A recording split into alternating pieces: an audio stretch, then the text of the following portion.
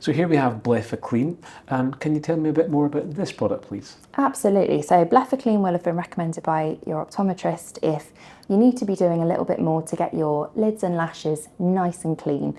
You might be experiencing some sort of crustiness, a little bit of dandruff around your eyelids, and you need something that's really safe to use.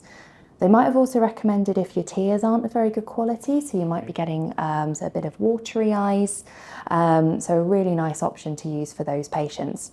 We should say for those patients that have been using Blephaclean for a little bit as well, we've had a great environmental update recently. So Blephaclean is now in a plastic-free wipe. It's exactly the same formulation, but now with added benefits for the environment. Fantastic, thank you.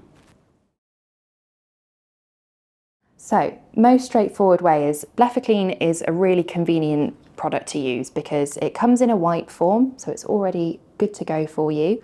The best way to use Blephaclean is to open it right out and then take glasses off and gently wrap Blephaclean around your finger and really gently pull your lower lid down, and you can get right into the lid margins.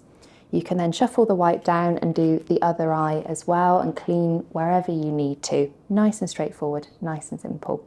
Great.